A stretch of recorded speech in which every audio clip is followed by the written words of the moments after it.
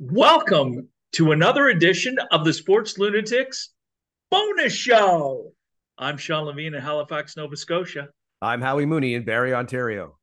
And on this edition of the Bonus Show, we're going to piggyback off of our last show that we discussed, which was the Baltimore Orioles. But then we got into a really cool little conversation about minor league baseball and its importance to a lot of major league clubs, just the stars it produced, just how it was way back when. And of course, Howie, as we mentioned in our last show, was the play by play commentator for the Ottawa Lynx, which was the Montreal Expos' longtime affiliate, sort of in their later years.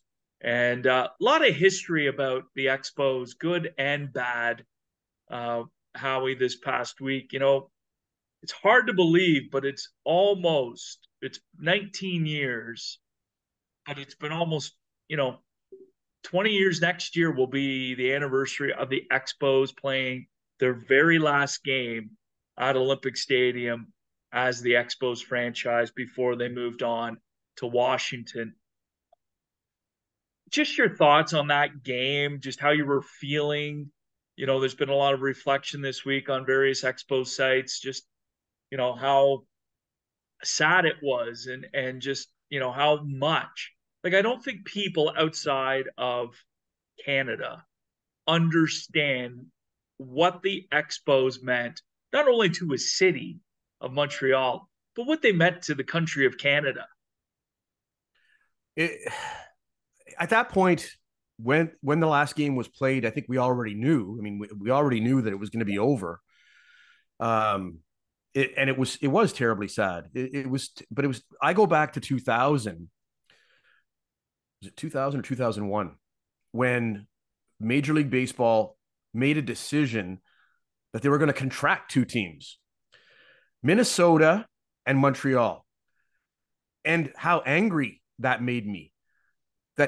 How could you even think of that? How could you even think of doing that?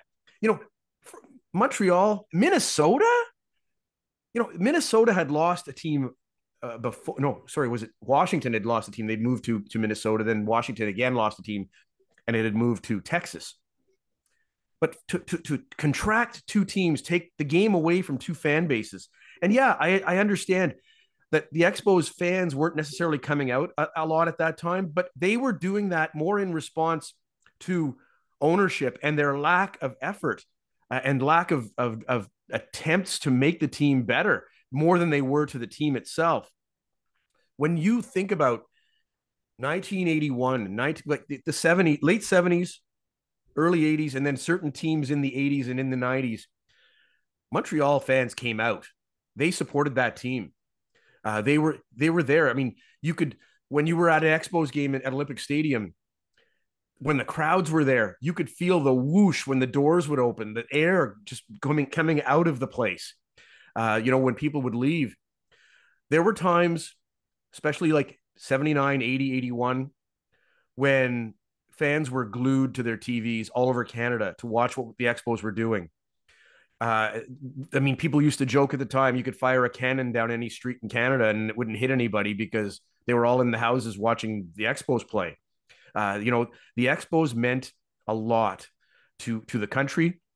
I mean, my uncle, he's 80 years old now, but he's still a diehard Expos fan.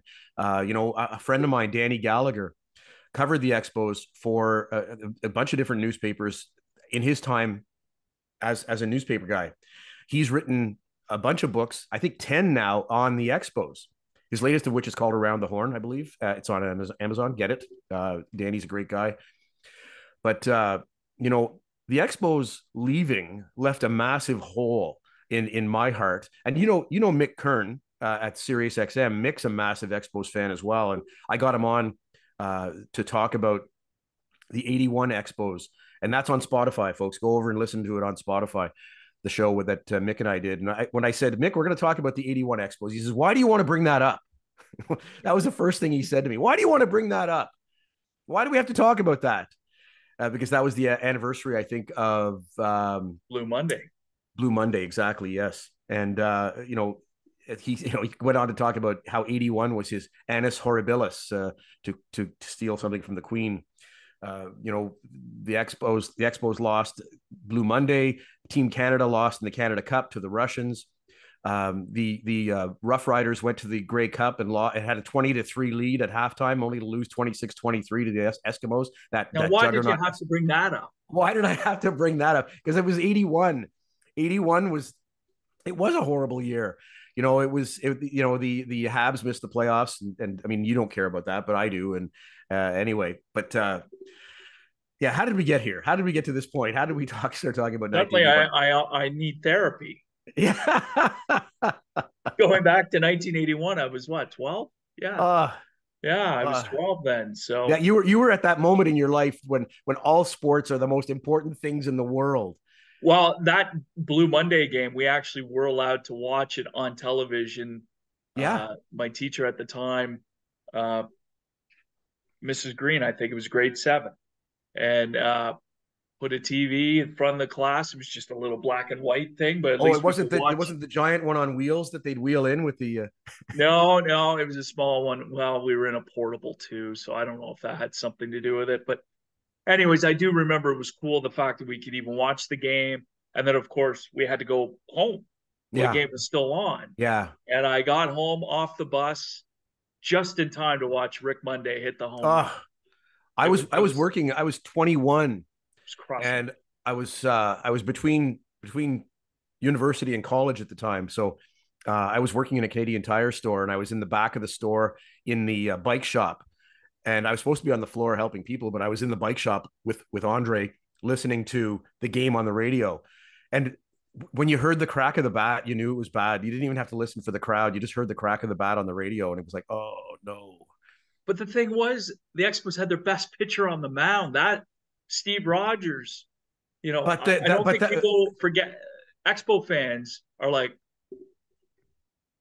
there was it's funny because after he gives up the home run, that was the worst decision ever. Well, but because Rogers was a notoriously slow starter. Yes. It took him a couple of innings to get going. Why bring him in a leverage situation but he got like the first that? Two guys had no problem. Yeah. Anyways, okay. If your aunt had a mustache, she'd be your uncle. But anyway, I know, and that would just be gross. But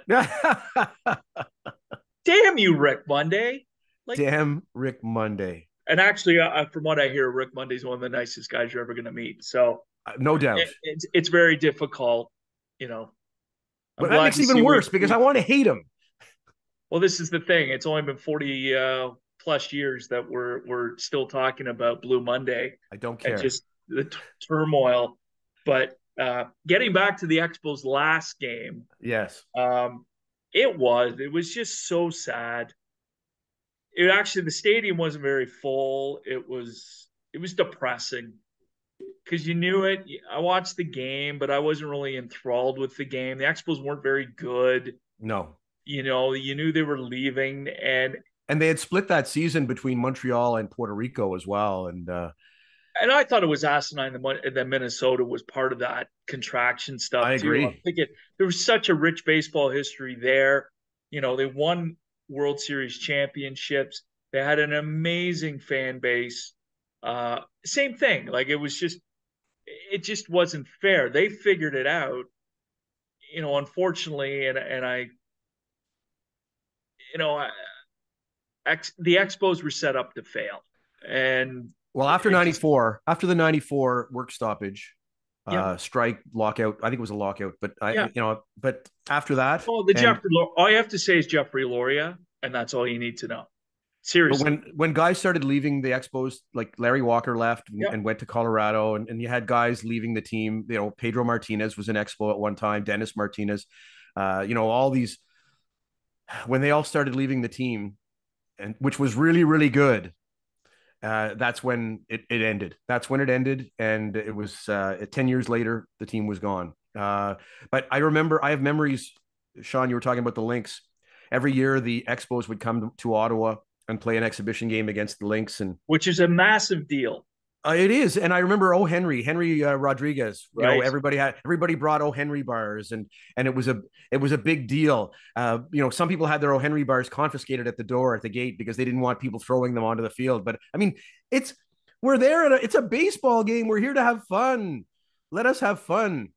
Yeah. You know, just those moments. But I have so many wonderful moments too, and seeing guys like FP Santangelo, who played for the Lynx, go up and play with the Expos. Curtis Pride, you know, when he played for the Lynx, he had hearing impairment. He couldn't hear. He went up with the Expos and hit a double in his debut, and the fans were 6 minute standing ovation. And he said, I couldn't hear it, but I could feel it in my heart. And you know, just incredible moments that I can remember with the Lynx and the Expos. Well, going to I only went to a handful of games at Link Stadium, but it was such a great ballpark. Yeah, And you know, I was living in Toronto at the time, and I kept track of the Lynx. yeah, Um, because they were the Expos farm team, but also home base, and yeah, so you always paid attention. And then when they won the championship, and you got to be a part of that, it was a blast. And oh Ottawa yeah, was such a great minor league baseball market, um, that again, when baseball sort of died, minor league baseball died across Canada. yeah, It was really painful to watch, because like you hear the stories of players playing in Vancouver and Calgary and Edmonton. Winnipeg had an independent team that was very successful. yes. London, Ontario had a club forever. Class A, I believe it was. Uh, there was a strong baseball history Yeah. foundation Well, I can in remember the when country of Vancouver Canada. Canadians were the AAA team. I can't remember who they were a AAA team for, but I think it probably changed over time with a number of different teams. But they had a AAA team. They now still have the Vancouver Canadians, but they're a single A team. Right. Yeah. But at the time, there were so many, like, it was Yeah. thriving in this country. Oh yeah. There was a period of time. You're right, in the '90s, and you brought back memories for me when the Lynx won the International League Championship, the Governor's Cup that night. We I remember I had my suit on. I think it was the first time all year I'd worn a suit in the booth. And as the game was progressing, and as it was getting closer to the end, and we kind of knew that Ottawa was going to win the game and win the championship that night, I changed out of my suit in the booth, put a pair of jeans on, and instead of wearing my suit jacket, I put on the Rogers jacket and went down on the field. And I had the flow going back then, which I don't have now, as you can see. But That means hair. You had hair. For those um, for those listening, he is a bald. What do they call them now? You are a beautiful bald man. I guess so. I'm a But baldist. back then, you You had the coif. I had the coif, and I was all feathered and layered, like it was whatever. But You were dreamy, as the got down girls onto used the to say. field, and yeah, got down on the field, and it was pandemonium. Players acting like kids, people in the stands acting like kids, and I'm trying to grab interviews and get people.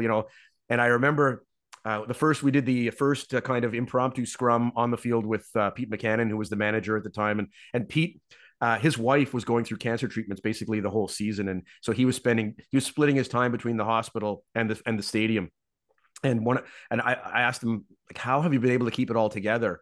With everything that's going on off the field and playing, and keeping everything together here. And he said, how he says, this was kind of like therapy for me, coming to the park, allowing him to be able to focus on something that wasn't real life. It was playtime. And that's how he got through it. And then there were players running around, and I grabbed Bert Heffernan, who was like the third string catcher, and just a wonderful, wonderful guy. Would say whatever was in his head. He didn't have a filter. And I said, Bert, this has got to be at the top of your baseball life. And he said, oh, F yeah. The thing is, the game was on television, but it was also simulcast on W1310 CKOY radio. And I was told afterwards by our producer, Jeff Wilcox, who he says, that's the first time in the history of CKOY 1310 that the F word was ever said on the air. And I thought, was it because of me? Was it my fault? I grabbed this guy who, he might have been into the cold refreshments before the game ended, but You know, Well, and in radio that I was in for so long, they have what we called a dump button that if anybody did drop a superlative of 4 words, that you would hit this button and then it would backtrack and wipe out. right. You had 7 seconds or Yeah. 5 seconds to wipe out the audio, and we had a few in sports radio, I'll tell you. I'm sure. I'm sure. But yes, if you're not used to that, you're caught off guard, so it would get missed for sure. But Oh yeah. that's a great Uh, story. but we get into the clubhouse and we're doing interviews, and we were simulcast on English and French TV in Ottawa at that time. So there was me and there was Paul Lajoie, who was a former, I think he was a former minor league player, and he was in Ottawa and a broadcaster for one of the French language radio stations. But Paul and I were conducting interviews, in the clubhouse, and then suddenly players come around me and do they McCarvered me, with the drinks, the wine or the beer and the champagne, sorry. And that's why I changed into not my suit, but the other clothes, because I knew if I was going to be in the clubhouse, I was likely going to need a poncho. Yeah. Yeah. But one of the players came up to me, and I think it was Jim Bucheri, came up to me afterwards, and he said, "Are you upset with us for doing that?" I said, "Actually, I expected it," and we both had a laugh about it after, just it was just wonderful, wonderful time, in Ottawa, and that was a great time to be around. I mean, being in there for that championship, I was in the building in the '99 when the '67s won the Memorial Cup in Ottawa as the host team, and same thing. I'm sitting with Earl Montagano, one of the former co-owners with Howard Darwin, and we were in our little shoebox, broom closet studio, and the door opens and players come in and they're showering us with alcohol again. And Earl and I are just laughing through the whole thing, because again, we expected it. It's one of those things when you're around a winning team and they're celebrating, it's going to happen. Well, and listening to the stories, and there might be people that live in cities that never have had a pro team except for a minor league affiliate or a junior club, or there is a real sense of community, a real sense of pride. I've gone into minor hockey league arenas, and it's, everybody is so happy to show off their arena. Yeah. They welcome you. They talk about the history of their club. As you said, the players that you saw in minor league baseball, they would talk about all the minor league hockey players that would Yeah. go on to star in the National Hockey League, but they played in their market. They had a front row seat to see some of these guys, at 18, 19, 20 years old, and then go on to star. There's a romance to that that you don't have necessarily in a professional setting. But when it's a minor league, we talked about Bull Durham and Slapshot and all Oh those movies, yeah. but that's the feeling you had in these minor market towns But and Shawn, you've talked about cities. when you were a kid and going to '67s games for the first time, and seeing Bobby Smith and Yeah, and guys that would end up going on to the NHL, and how they were like giants to you, right. it's those things. It's those Makes an kind of things. impression on an 8-year-old, right? Absolutely, it does. Yeah. And you're like, you didn't care if it was junior hockey or, you know, the irony of that year was they actually made it to the Memorial Cup, so I got to actually see them on television. That's right. Like that was a That's right. cool thing. Is like they made Yeah. it to the Memorial Cup final, and you're like, this is the coolest thing ever, right? Doug Because you Wilson got to playing see them defense on with that national shot. television. Yeah, Doug Wilson with that shot. Doug Wilson was a defenseman, and he and I think Bobby Smith ended up tied for the team lead in points at that Memorial Cup that year. Right. But Doug Wilson went on to be drafted in the 1977 draft, and he is one of two players from that draft who was in the Hall of Fame. You know who the other one was? So that would have been in 70, 77. 77. Oh, will the team give it away? Yes, and he passed away last year. Last year, the year before. Mike Last year. Bossy. Yeah, Mike Bossy. They're the only two players from that draft that have made it to the Hall of Fame. Wow. That's crazy. Yeah. Yeah. Yeah. Doug, well, Doug Wilson still talks about his 67s days and Brian Oh, Kilray and just yeah. what a magical period it was. They had such a good team. How they actually lost the Memorial. I know they lost to um, New Westminster Bruins. yeah, and they were stacked too. They had some Hey, wonderful Barry players. Beck on Yeah, defense. right. The defenseman that played for Minnesota that just passed away as well. It's Oh, right. Brad Maxwell. Yes, Brad Yeah, Maxwell. They had a great team. Punch McLean. It was their third consecutive Memorial Cup, right. and they had lost the previous two. They had a lead in the third period. Ottawa tied it up 5-5, and then they went to overtime, and New Westminster won it in overtime. Yeah. No, it's just great memories and a romance that you had connected with a minor league town Yeah, team. yeah. And I know for Ottawa at that time, the football team. I don't even know if they had football in that In period. '95, they did. The Rough Riders left in Right. '96 after the Oh, '96 season. okay. But they were god awful, and they were an embarrassment, and they were the laughing stock. Yes, The Lynx gave the city hope. the You Lynx always had gave the Ottawa. 67s. You always had the 67s in the winter, Yeah, but you know in but the the Ottawa summer it Lynx, the was Lynx gave depressing. Ottawa something they hadn't had since 1976, and that was a championship. In Right. '76, Ottawa, the Rough Riders won the Grey Cup, but in '95 they won the Governor's Cup, the International League Championship, and then and I'm blessed that lucky that I was in the building. Yeah. Yeah. No, it was great times, great memories, for sure. And that's what I love about our show is that we can piggyback off a topic and then great, you know, it is. I feel like I'm going back 20, 30 years ago, as I know Yeah. you are. You lived it. I was just an outside viewer. You were actually in it Well, at that time. 93, I got to be in the Forum the night that the Habs won the Stanley Cup. Yeah. And Patrick Waugh, I'm going to Disney's World. 95, I was part of the broadcast crew for the Lynx, and when they won the championship. 99, I was part of the broadcast crew, the local broadcast crew, when the 67s won a Memorial Cup. And then 2016, I was fortunate enough that you invited Reese and I to BMO Field, and we saw Ottawa win the Grey Cup in 2016. And that was a cool moment. Yeah. That to me, that's one of my highlights that ever going to a game was being there. It was a great game. It was a thrilling game. Ottawa had no business winning that game. No, it's true. They were a heavy underdog, but just the collection of people that we were with, and just the Ottawa ties, and to Yeah. see a championship after watching many miserable football games in Oh, Ottawa oh, for a absolutely. long period I of time. covered that team in '92 and '93, and Yeah, uh, it you was know, awful. I got to interview Lonnie Gleberman one night, and I said, how, when they were going to do the American experiment, when they expanded into the Right. states, and I said, who's going to want to go to a game in Las Vegas in June, July? It's when it's 180 degrees out there, and it's off the strip. It's Yeah. not even on the strip.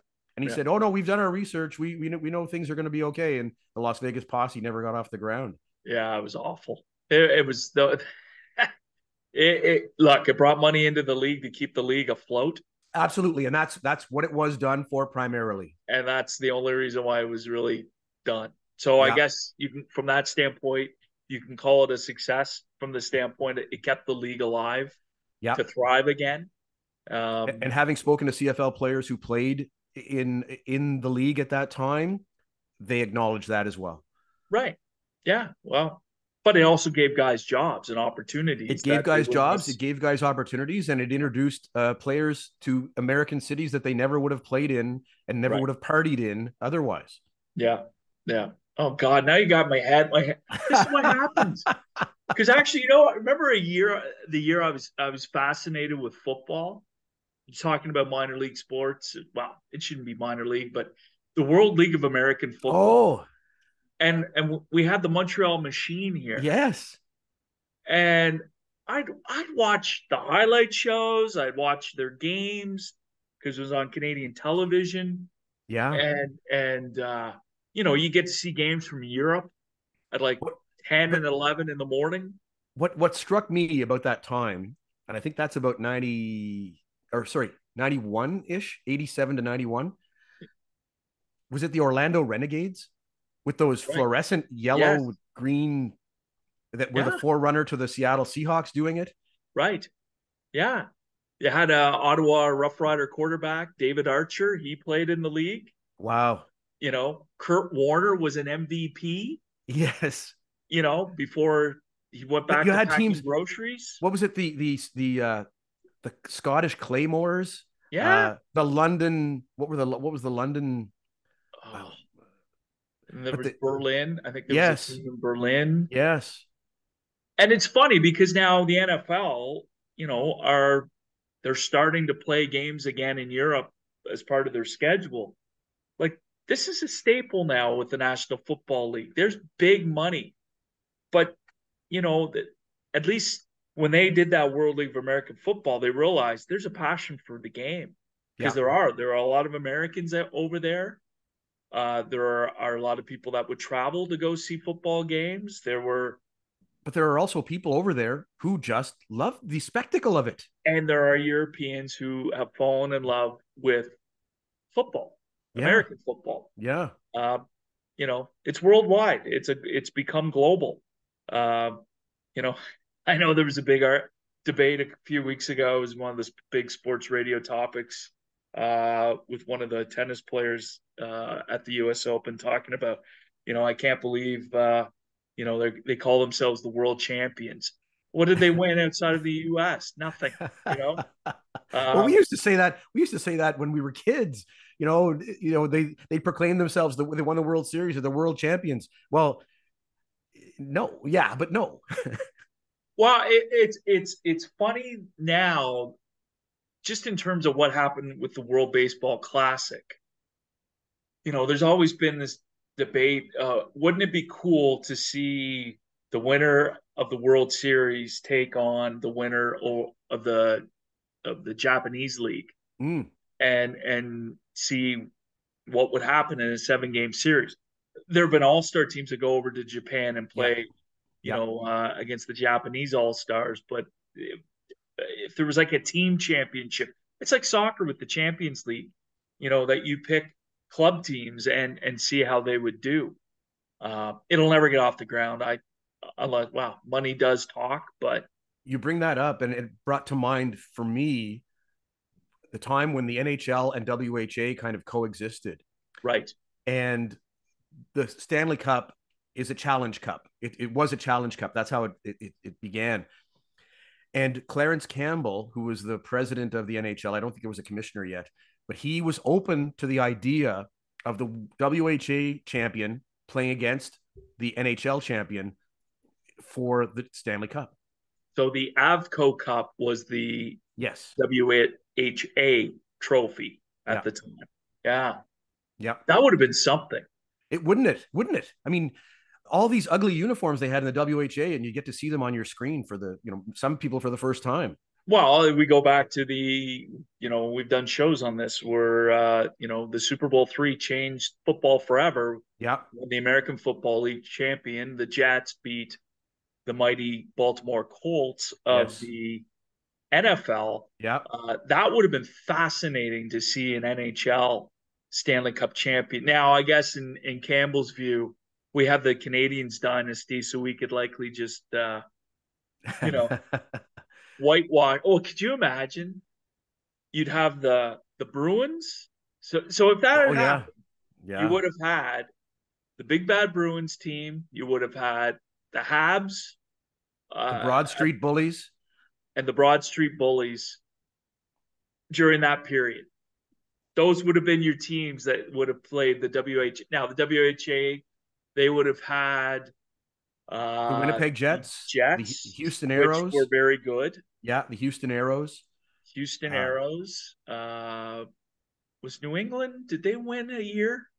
I can't remember. My Avco World Trophy history knowledge is not where it should be. I know. I'm just thinking of like what could have happened.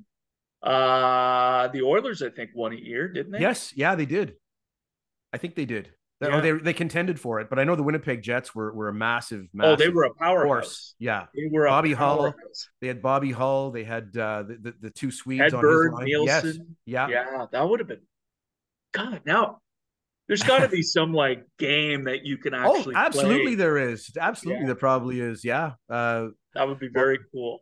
I've Yeah, talked about APBA. They do have hockey as well. I think right. Stratomatic might have hockey as well. Yeah, that would be amazing. Oh Yeah. God, we got to do a WHA show too. Well, there is a show right now that an interview that I did with Ed Willis, who was a Vancouver Sun Right. columnist, and he wrote the definitive book on the WHA, Yes, which was Ed called The is Rival League. fantastic. And Ed came on with me on a Sports Lunatics show for the 50th anniversary of the WHA's inception in 72 to 22 last year, and he had to leave to go to a funeral, but he gave me a half an hour and we talked about the WHA for half an hour, and that's over on Spotify. You can listen to that show, folks. It's a Ed's wonderful, and some of his stories you'll howl laughing. People, a fan going after Steve Durbano. Like, why would a fan go after Steve Durbano? Derby, demolition derby. Anyway, We will we'll also post that on the sportslunatics.com. And I will say I've had so much fun putting that together. Just your writing, and I know we're running the out of stuff you're time. putting up too, Shawn. I've got it up on my other computer over here, and I'm looking at the 72 Summit Series remembered. That's wonderful. Go on to sportslunatics.com, folks. Check it out. I guarantee you'll love it. You will absolutely love it.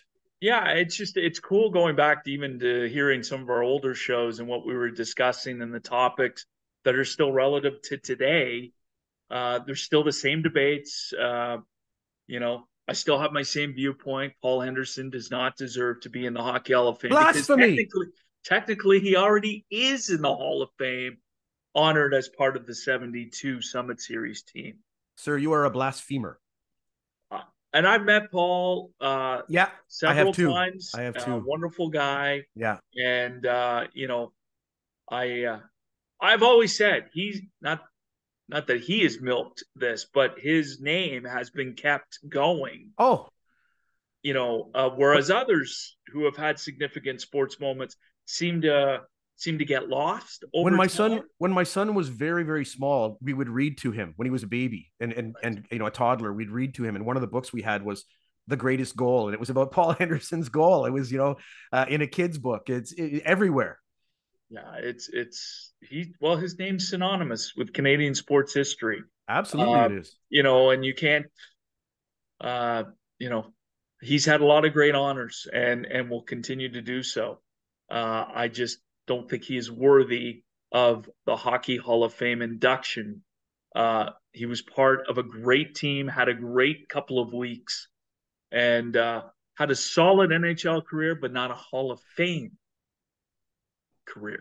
Shawn, this little show that we've just done, it reminds me of our motto. The Sports Lunatics is our name, and tangents are our game. And on that note, that is the perfect way, not the perfect way, the perfect way to end this edition of the Sports Lunatics bonus show. Howie, thanks so much, man. It's always a pleasure to see you and catch up. And join us again next week with a new edition of the Sports Lunatics. I'm Shawn, Lavigne, Halifax, Nova Scotia. And I'm Howie Mooney here in Barrie, Ontario. And you have been listening to or watching the Sports Lunatics. Check out the YouTube channel, subscribe to it, like this video, and we would be very appreciative. Have a great sports day.